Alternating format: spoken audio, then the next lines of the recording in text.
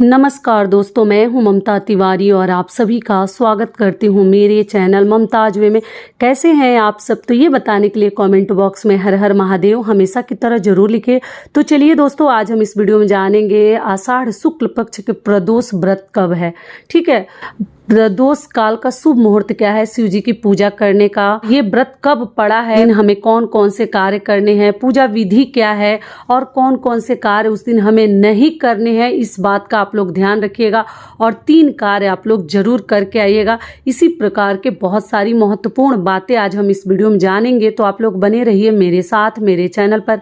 अगर आपको मेरा वीडियो पसंद आता है तो प्लीज आप मेरे चैनल को सब्सक्राइब कर दीजिएगा, बेल आइकन को प्रेस कर दीजिएगा, जिससे कि मेरे वीडियो के नए नोटिफिकेशन आप लोगों के पास सबसे पहले पहुंचे। तो चलिए शुरू करते हैं और सभी महत्वपूर्ण बातें जान लेते हैं। तो सबसे पहले आपको प्रदोष व्रत के नियम बता देती हूँ कि हमें कैसे पूजा पाठ करनी है। तो देखिए, सुबह सवेरे आप अगर व्रत रखे हैं तो संकल्प ले लें, और दिन भर में आप घर में अगर पूजा करना चाहती हैं तो आप सुबह में पूजा करके ही फल फलाहार आपको खानी चाहिए। लेकिन नियम है, प्रदोष व्रत में यही नियम है कि शिव जी की पूजा प्रदोष काल में करे तो और भी अच्छा है। ऐसे लोग अपने समय के अनुसार कर लेते हैं, लेकिन शाम को करे तो ज़्यादा बेहतर है। मैं आपको टाइमिंग भी बता देती हूँ। और घर में अगर आप शिवलिंग वगैरह रखे हैं, मतलब भगवान की प्रतिमा, मूर्ति, फोटो जो भी रखें, उनकी भी पूजा आप कर सकते हैं। लेकिन कोशिश करें कि आप शिवालय जरूर जाएं। ऐसा माना जाता है ना कि प्रदोष के दिन स्वयं भोलेनाथ शिवलिंग में वास करते हैं। तो हमें किसी भी व्रत के दिन अगर मंदिर है तो कोशिश करें कि व्रत में जरूर जाएं। ठीक है, वहाँ पे एक अलग ही तरीके से उन्हें मंदिर में अचल प्रतिष्ठा से उन्हें स्थापित किया जाता है, तो वो एक अलग ही उसका महत्व है और उसका आशीर्वाद हमें मिलता है। तो आप लोग ध्यान रखिएगा। अगली चीज़ क्या है कि हमें सामग्री में देखिए क्या क्या ले जानी है। तो आपको मालूम है कि शिव जी को की पूजा में अक्षत है, पुष्प है, बेलपत्र, भांग, धतूर जो ही आपको मिल जाता है आप लोग ले लीजिएगा। चंदन है, सिंदूर नहीं लगाते, चंदन, यही सभी चीज़ें हम भगवान की पूजा में सामग्री में चढ़ाते हैं। लेकिन इस बार जो है शनि प्रदोष जो है शनिवार को पड़ा है, इसलिए इसे हम शनि प्रदोष के नाम से जानेंगे। और शनिवार के जो नियम है वो भी हम शिव जी को मतलब जो चढ़ाया जाता है शनिवार के दिन, वो भी चीजें हम पूजा में इस्तेमाल करेंगे। तो ये व्रत कब पड़ा है? 1 जुलाई को। दिन क्या है? शनिवार। तो इसे हम शनि प्रदोष के नाम से जानेंगे। तो आप जब भगवान के लिए जल अर्पित कीजिएगा तो शनिवार है तो आप चाहे तो काले तिल डालकर भी अभिषेक कर सकते हैं। इससे माना जाता है ना कि अगर जो व्यक्ति शनि ग्रह, जिनके ऊपर शनि की ढैया साढ़े चल रहा है, उन्हें बहुत अधिक लाभ मिलता है। शनिवार के दिन ये प्रदोष का व्रत पड़ा है, आप लोग अपने हाथों से जाने मत दीजिएगा। अगर व्रत नहीं भी रखी हैं तो अगर आप पीपल वृक्ष की पूजा करने जा रही हैं, ऐसे तो हम नॉर्मली ऐसे भी पीपल वृक्ष की पूजा शनिवार को करते हैं, सभी जाते हैं, अधिकतर लोग जाते हैं। जिनके ऊपर साढ़े और शनि की ढैया चल रहा है वो तो सभी करते हैं। और सूर्य उदय से पहले किया जाता है पीपल वृक्ष की पूजा, सूर्य उदय से पहले, इस बात का ध्यान रखिएगा। तो जो मान लीजिएगा अगर आप जल देने जा रहे हैं, जल भगवान को अर्पित करने, तो उधर से ही रास्ते में अगर शिव मंदिर पड़ जाता है तो आप तिल डालकर, काले तिल डालकर मंदिर में भी अभिषेक कर सकते हैं। अगर उस समय नहीं किए तो आप जो है शाम को प्रदोष काल में भी काला तिल डालकर अभिषेक कर सकते हैं, क्योंकि ऐसा माना जाता है जिनके ऊपर सरसाती और शनि की ढैया है उन्हें बहुत अधिक राहत मिलती है और शिव जी का आशीर्वाद मिलता है। तो शनि प्रदोष बहुत भाग्य से सभी को मिलता है, तो इस बात का आप लोग ध्यान रखिएगा। ऐसे प्रत्येक दिन मतलब अलग अलग दिनों पे पड़ते रहता है, लेकिन इस बार शनि प्रदोष है तो इस बात का ध्यान रखिएगा। और माता को सिंदूर वगैरह लगाकर मतलब चढ़ाकर नंदी जी की पूजा करके आपको आनी है।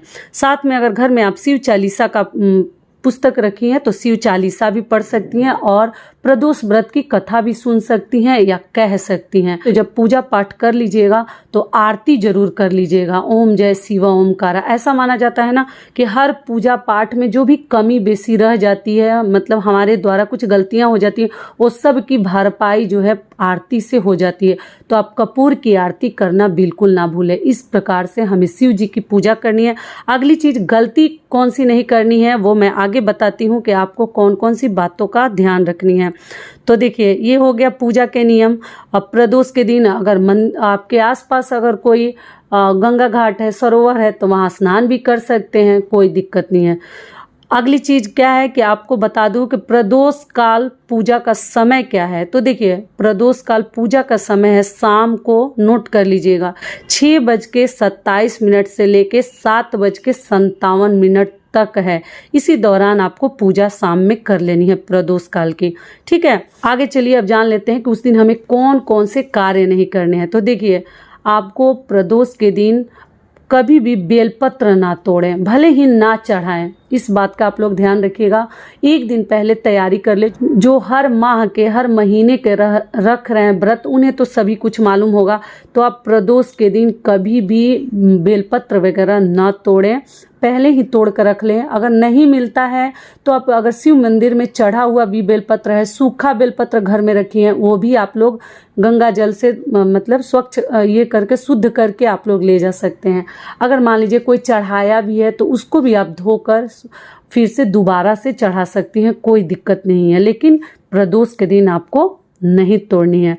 अगली गलती आपको क्या नहीं करनी है कि आप व्रत के दिन काले और नीले रंग का वस्त्र धारण करके कभी भी पूजा ना करें। शिव जी की पूजा आप कलरफुल भी पहन सकते हैं, हल्के रंग के जो वस्त्र है पहन सकते हैं। आप सफ़ेद वस्त्र धारण कर सकते हैं। महिलाएं जो है हल्के रंग की भी वस्त्र पहनकर पूजा कर सकती हैं, लेकिन काला और नीला एकदम शिव जी के पूजा में वर्जित है, आप कभी ना पहने। इस बात का ध्यान रखिएगा। और शिवालय आपको जरूर जानी है। और शिव जी की पूजा में खंडित चावल कभी ना चढ़ाएं। ठीक है, अगर आप चढ़ाते हैं तो खंडित चावल कभी अक्षत ना चढ़ाएं। अब चलिए जान लेते हैं कि प्रदोष के दिन हमें कौन कौन से कार्य करने हैं। तो देखिए, प्रदोष अगर शनिवार के दिन पड़ता है तो उस दिन हमें उड़द दाल दान करनी चाहिए, उड़द का दाल। ठीक है, अगर आप चाहें तो किसी भी ज़रूरतमंद को आपसे जितना आपका सामर्थ्य है, ऐसा मैं 2 केजी, नियम तो है कि 1.25 केजी देने का, लेकिन इतना मैं कैसे बोलूं, आप अपने क्षमता के अनुसार जो है काली चीज़ों का दान कर सकते हैं। तो आप जो है काला तिल भी दान कर सकते हैं, काले उड़द का दाल जो है दान कर सकते हैं। तो आप देख लीजिएगा। अगला कार्य आपको क्या करनी है कि आप जो है किसी भी बेल वृक्ष के नीचे एक दीपक जरूर जलाइए। अगर आप लोग कहते हैं दीदी घर में हम बेल का वृक्ष लगा लें, तो देखिए, घर में बेल का वृक्ष आप लगा लीजिए, कोई दिक्कत नहीं है, लेकिन कभी भी उसको आपको काटनी नहीं है। कितना भी वो बड़ा हो जाए, वो बेल वृक्ष कितना भी झाड़ीदार हो जाए, कटीला हो जाए, नुकीला हो जाए, तो बाद में लोग ना, जब जैसे पेड़ जो है फैल जाते हैं, चारों तरफ टहनियाँ निकल जाती हैं, तो लोग जो है उसकी छटाई कर देते हैं, कटाई कर देते हैं, तो फिर सही हो जाता है। लेकिन बेल वृक्ष अगर एक बार आप लगा देते हैं, या पीपल वृक्ष, तो उसकी छटाई कटाई अगर आप करते हैं तो आपके ऊपर बहुत अधिक दोष लगता है। और जड़ से तो कभी नहीं काटते हैं। अगर छोटा है तो आप निकाल कर जल प्रवाहित कर सकते हैं, लेकिन उसको काट पीट के अगर आप हटाते हैं तो इससे बड़ा तो मतलब पाप कहीं लगेगा ही नहीं। इसलिए मैं कहती हूँ कि अगर घर में ना लगाए तो ज़्यादा बेहतर है। जगह है तो लगा सकते हैं, लेकिन उसको आपको काटनी छाटनी नहीं है। तो आप किसी भी बेल वृक्ष अगर आपके घर के आसपास है तो वहाँ एक दीपक शाम को जरूर जला कर आइए। शनिवार का भी दिन है, पीपल वृक्ष के नीचे भी एक दीपक आप लोग जला सकते हैं। तो ये भी क्लियर हो गया। तो यही सब महत्वपूर्ण कार्य है। और आरती जरूर कीजिएगा, तिल डालकर ही दीपक जलाएं, सरसों तेल का। शनिवार के दिन, एक तो शनिवार है तो आप पीपल वृक्ष के नीचे सरसों के तेल का जला सकते हैं, और बेल वृक्ष के नीचे घी का दीपक जलाने का नियम है। तो मान लीजिए अगर घी है तो जलाइए, नहीं है तो तिल का भी, तिल के तेल से भी आप दीपक जला सकते हैं। तो यही सब नियम विधि थे प्रदोष व्रत के। पूजा पाठ के बाद आप भगवान का आशीर्वाद लीजिए और उसके बाद अपना व्रत खोलिए। आप अगर एक समय भोजन करते हैं, देखिए अलग अलग प्रकार से लोग पूजा पाठ करते हैं, व्रत करते हैं। कई लोग एक बार मीठा भोजन भी करते हैं, 16 सोमवार में भी किया जाता है, और शिवरात्रि में भी कई लोग मीठा भोजन करते हैं। अपने तरीके से आप लोग देख लीजिएगा। अगर आप मीठा भोजन करते हैं तो पूजा पाठ करके मीठा भोजन कर सकते हैं। अगर आप केवल फलाहार करते हैं तो भी आप उस प्रकार से कर सकते हैं। मैं तो कहूँगी फलाहार ही कीजिए। एक दिन अगर व्रत रहना है तो उसमें अगर भोजन ना करें तो ज़्यादा बेहतर है। तो यही सब नियम विधि है, आप अपने अनुसार ये चीज़ देख लीजिएगा। तो ये वीडियो मेरा यहीं तक का था। आशा करती हूँ, उम्मीद करती हूँ कि इस वीडियो से आप लोगों को बहुत अधिक लाभ मिलेगा। फिर मिलती हूँ एक नए वीडियो में, तब तक के लिए नमस्कार। स्वस्थ रहिए, सुरक्षित रहिए, और जहाँ कहीं भी रहिए खूब खुश रहिए। वीडियो पसंद आता है तो चैनल को सब्सक्राइब कर दीजिएगा और वीडियो को लाइक कर दीजिएगा। धन्यवाद। हर हर महादेव।